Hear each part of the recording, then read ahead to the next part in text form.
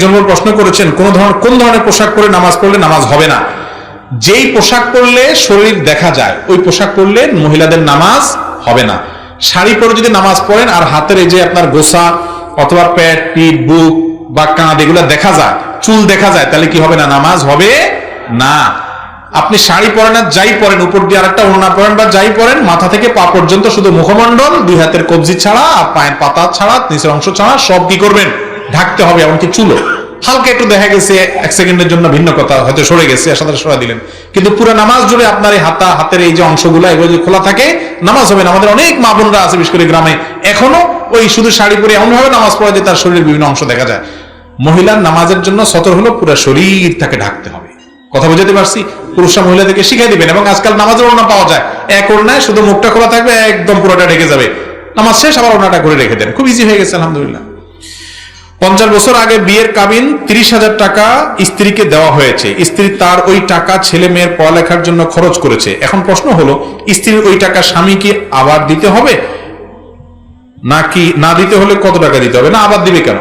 স্ত্রীকে টাকা দেওয়ার পরে উনি যদি ওইটা ছেলে মেয়েদের জন্য খরচ করে থাকেন, সে আসলে তার ব্যাপার, খরচ করছে কেন? আমার দেশে মহিলারা একটু বোকা শোকা, আসলে সোজা সরল। আমরা পুরুষগুলা বেশিরভাগই বাটপার কিসিমের। মহিলাদেরকে আমরা কত ভাবে যে ধোকাবাজি করি। মহরের টাকা দিয়ে আবার এই আপনার হাত পাতে যদি বসে থাকেন যে ছেলের এখন ভর্তির টাকা লাগবো, তোমার কাছে তো আছে, দাও। আমার কাছে আছে, তুমি দেখবা কেন? ছেলের ক্ষয় খরচের দায়িত্ব তোমার, প্রত্যেকের বা তুমি বুঝে পড়াও, এটা আমার দিক টাকা পাও না তুমি। এই কথা যদি মহিলা বলে, আর তো ভাত ওই সংসারে আর জুটবে না। অথচ ইসলাম তাকে সে অধিকার দিয়েছে না দেয় নাই? দিয়েছে, কিন্তু আপনি সহ্য করবেন না। তাহলে আপনি অত্যাচারী, আপনি অবিচারক, অবিবেচক এবং আপনি জুলুমকারী। মহিলাদেরকে তাদের রাইট দিতে হবে। স্ত্রীকে মহরের টাকা দেওয়ার পর তার টাকা সে রাখবে না, খাবে না, তার বাপের বাড়িতে সবার দিয়ে দিবে, সম্পূর্ণ শতভাগ রাইট তার। আপনার জিজ্ঞাসা করার অধিকার নাই কি করছো গো। জিজ্ঞেস করতে পারেন, যদি বলে আমার মনে হচ্ছে যে হাওয়ায় উড়ে দিছে, শেষ, চুপ থাকবেন, কোনো কথা নেই, একদম মুখে খুলে সত্য কথা বলে, এটাই ইসলাম। কিন্তু আমরা কি করি? মহৎ তো দেয় না, 2 নম্বরে 10 লাখ 20 লাখ ধরে কয় টাকা দিয়ে আবার ওই বাসরাত যাইতে না যাইতে হাত পাতে বসে থাকে ফকিরের মতো। বিদেশ যাওয়ার সময় বলে কি করছো, এগুলো দাও। ঠিক না ঠিক? এগুলো উচিত না ভাই।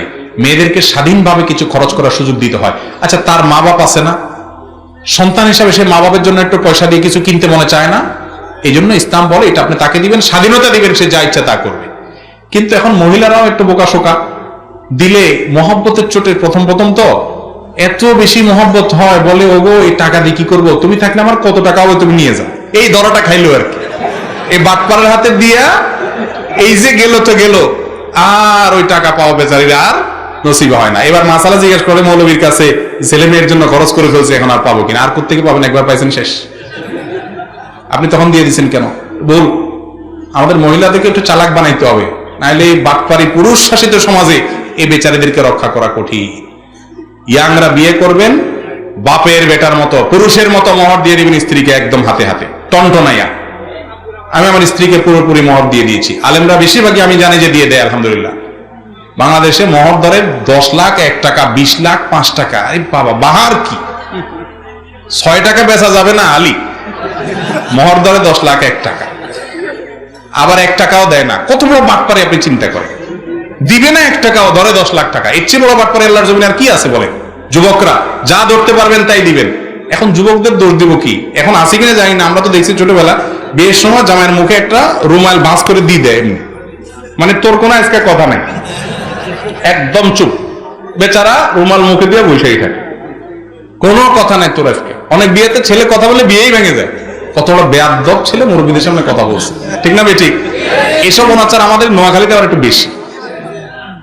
আরে ভাই, বিয়ের সময় ছেলে কথা বলবে না মানে কে কথা বলবে? ছেলেই তো কথা বলবে। মহরটা দিতে হবে কি ছেলের না ছেলের বাপের?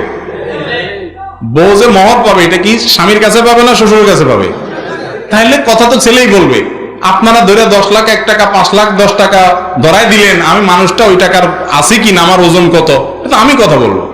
আমার নিজের বিয়ের সময় মহর নিয়ে যখন বার্গেনিং হচ্ছে দেখতেছিলাম, তখন আমি বললাম যে আমি এত হলে দিতে পারবো, আমার এটা অ্যারেঞ্জ আছে। তো সবাই চুপ হয়ে গেছে, আলহামদুলিল্লাহ পরে রাজি হয়ে গেছে, আমি এটা দিয়ে দিচ্ছি।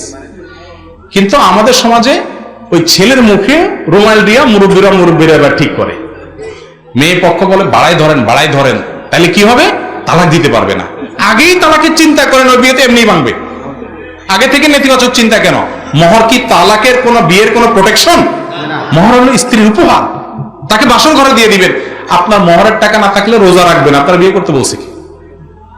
বিয়ে করবেন আর বাসর রাত্রে যে বড় করবেন, দেখো এখন মোহর তো ধরছে মুরব্বীরা, আল্লাহ দিলে ইতালি ভিসা আসলে চলে যাব, কত টাকা আসবে, কত লাগবে তোমার, সব তো তোমারই আল্লাহর রহমতে। আমার পাম্পট্টি দিয়া মহিলারে, এমনি নরম মানুষ, তাদের দিলটা নরম থাকে, বাপের বাড়ি ছাড়িয়ে আসছে আপনার কাছে, আপনি আইসা বেহায়ের মতো প্রথম রাত্রে ভিক্ষুকের মতো হাত তুলে ধরছেন। তো বেচারি বলে ঠিক আছে, ও কি বলো না বলো, মোহর দিয়ে আমি কি করব, সব মাপ, জ্যাস গেল আর কি, শেষ, বেচারি গেল আর কি ডুবি, আর বাটপারি করে আমি জিতে গেলাম। আল্লাহ আমাদেরকে হেদায়েত দান করুন। খবরদার স্ত্রী মহরণের টাকা মারবেন না কেউ, মনে থাকবে তো ইনশাআল্লাহ। মহরণের টাকা দিয়ে আবার হিসাব নিতে আসবেন না, কি করছো, তার ব্যাপার সে কি করবে। আল্লাহ আমাদেরকে বুঝার তৌফিক দান করুন। নামাজের তাশাহুদ পড়ার আগে কোথাও কোনো ভুল হলে তাশাহুদ পড়ার পরে সালাম ফেরানোর আগে ভুলের কথা মনে হলে কি করা উচিত? আপনি সালাম ফেরানোর আগে হঠাৎ করে মনে হলে আরে ভুল তো একটা করে ফেলছি, কি করবেন তখন? তখন দেখবেন ভুলটা কোন ক্যাটাগরির ভুল। যদি সুন্নাত ভুল হয় ছুটে, তাহলে কোনো অসুবিধা নেই, নামাজ হয়ে গেছে।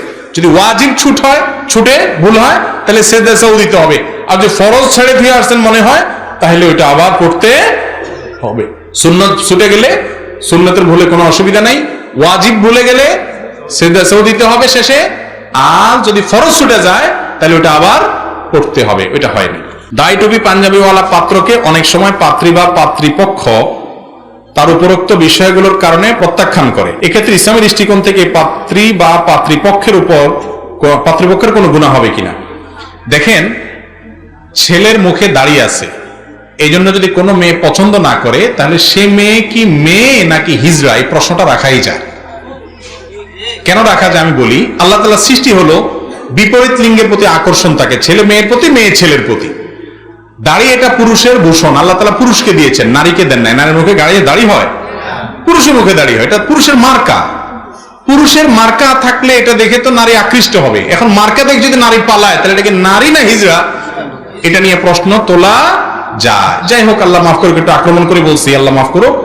মূলত আমাদের যে সমস্ত বোনেরা বা যে সমস্ত অভিভাবকরা দাড়ির কারণে কোনো ছেলেকে প্রত্যাখ্যান করেন, নবীজির সুন্নাতের কারণে, ওয়াজিবের কারণে, শরীয়তের কারণে, ইসলামের কারণে যদি কাউকে অপছন্দ করেন, তাহলে এটা ঈমান বিরোধী একটি চেতনা। এটার কারণে ঈমান চলেও যেতে পারে কোনো কোনো ক্ষেত্রে। এত ডেঞ্জারাস একটা বিষয়। কথা কি বুঝাতে পারছি? মনে রাখবেন, ছেলে ভালো মানুষ কিনা, মেয়ে ভালো মানুষ কিনা, এটাই হলো মূল সম্পদ। টাকা পয়সা, রূপ, লাবণ্য, এগুলা কোনোটাই মানুষের মূল জিনিস না। এই জিনিসটা মানুষ একটা সময় বুঝে, তখন আফসোস করে আর কাজ হয় না। এই জন্য দেখবেন ছেলেটা মানুষ কিনা, ভালো মানুষ কিনা, মেয়েটা ভালো মানুষ কিনা, সম্পদ এগুলা কুলি কামায়, চামারে কামায়, বিভিন্ন মানুষ কামায়, তারও একসময় সম্পদ হয়ে যাবে হয়তো, কিন্তু মনুষ্যত্ব এটা কখনো অমানুষের সাধারণত আসে না। এই জন্য মনুষ্যত্ব দেখবে। শুক্রবারে জুমার নামাজের স্বামী পড়ার আগে স্ত্রী নামাজ পড়তে পারবে না, এই কথাটা কি সঠিক কিনা? আমাদের দেশে মহিলাদেরকে আমরা একেবারে দাসী বানাই ফেলছি, আল্লাহ মাফ করুক। স্বামীর নামাজের সাথে বউয়ের নামাজের কি সম্পর্ক? ওয়াক্ত হয়ে গেছে, নামাজ পড়ে ফেলবে। স্বামী বেটার বেনামাজি হলে কি স্ত্রী বসে থাকবে যে আমার স্বামী নামাজি হোক তারপর পড়বো? সম্পূর্ণ অনর্থক কথা, এরকম কোনো কথা নাই।